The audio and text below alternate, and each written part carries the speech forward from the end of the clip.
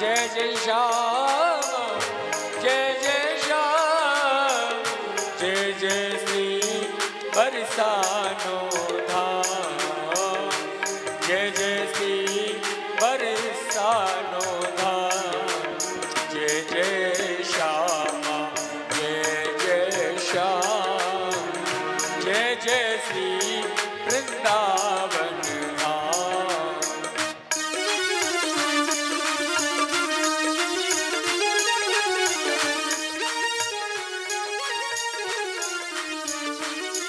ओ जय जय श्यामा जय जय श्याम जय जय श्यामा जय जय श्याम जय जय श्री बरसानो धाम जय जय श्री बरसानो धाम। कृतार्थ हो रहे हैं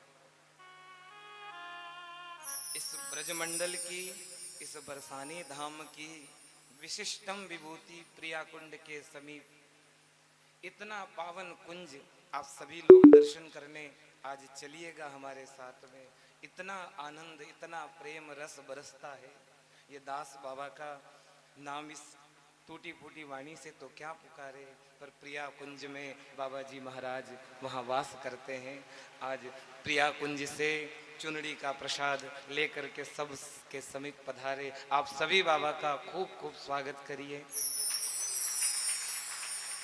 और उन्हीं के संग में श्री जी की नित्य अंतरंग सेवा में महलन में विराजमान पूज्य गोसाई जी का भी खूब खूब स्वागत।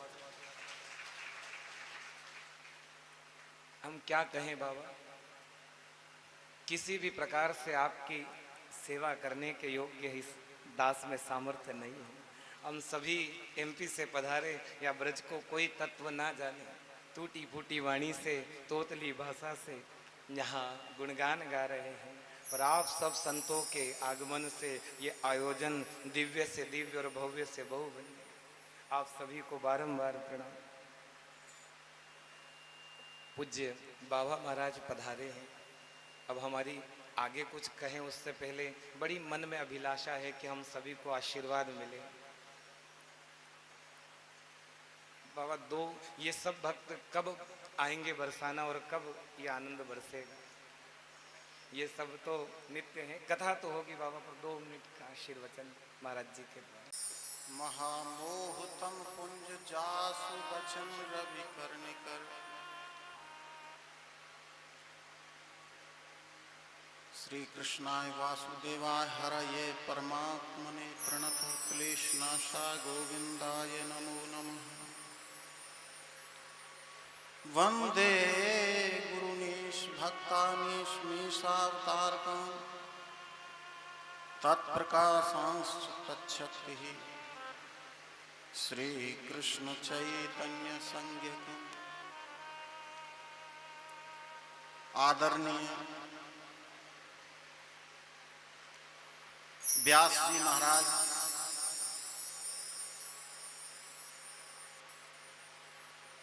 व्यासपीठ पर विराजमान, व्यासपीठ को नमन करते हुए समस्त यहाँ पर साधु संत विराजमान हैं,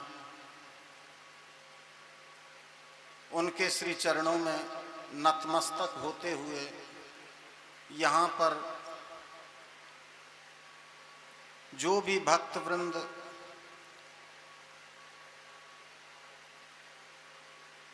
कलाकार महाजन विराजमान हैं, समस्त भक्त वृंद सभी को प्रणाम करते हुए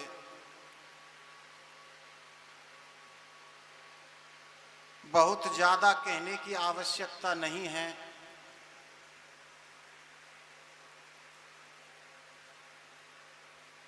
श्रीमद् भागवत में तब कथामृतम तप्त जीवनम कवि भिरीडितम कल्म सापहम, इसी कली कलमस को दूर करने के लिए श्रीमद् भागवत महापुराण और व्यास जी के श्रीमुख से ये जो कथामृत का रसपान जो हो रहा है, न जाने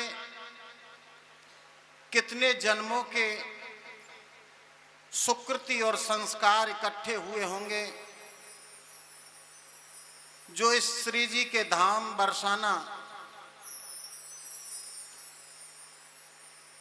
इस रज में उपस्थित होकर के यहाँ हमें व्यास जी के श्रीमुख से ये वाणी का लाभ मिल रहा है।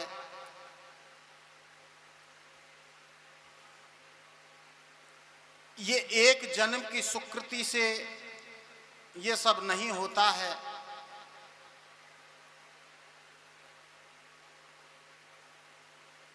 विश्व ना जाने कहां कहां तक फैला हुआ है।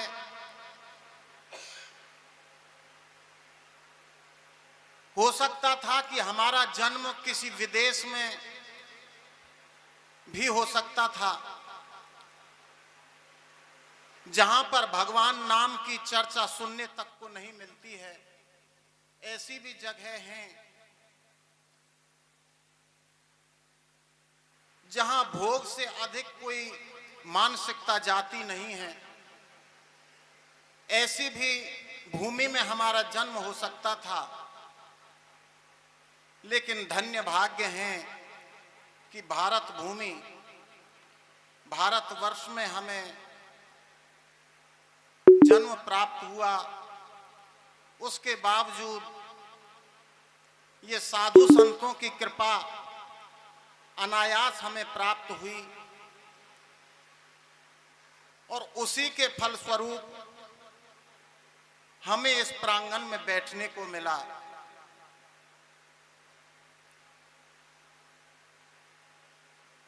हम तो यही कहते हैं कि जिनको अपने जीवन को सफल बनाना है वो संत और शास्त्र से जुड़े रहें, इन महापुरुषों से जुड़े रहें, शास्त्रों से जुड़े रहें, तभी जीवन का परम कल्याण है। नहीं तो पशुवत जीवन जीने से कोई लाभ नहीं है। अगर हम कहें कि भोग के लिए ही जीवन मिला है, तो भोग ही अगर प्रयोजन होता तो मनुष्य जन्म लेने की कोई आवश्यकता नहीं थी, क्योंकि पशु जीवन में बहुत भोग भोगने को मिलता है। मनुष्य जीवन में अनेक बाध्यता हैं, लेकिन पशु जीवन में तो कोई बाध्यता भी नहीं है, कोई प्रोटेक्शन नहीं है। कितना भी भोग भोगो, अगर भोग भोगने के लिए ही जीवन मिलता तो पशु का जीवन बहुत अच्छा था। इसलिए विवेक तो केवल मनुष्य जीवन में प्राप्त हुआ है। मनुष्य अपने विवेक के द्वारा इस भव बंधन को पार कर सकता है। इसलिए येन केन प्रकारेण भगवान के नाम रूप गुण लीला धाम उनके परिकरों से जुड़े रहें, यही जीवन की परम सार्थकता है। इसी में हमारी भलाई है।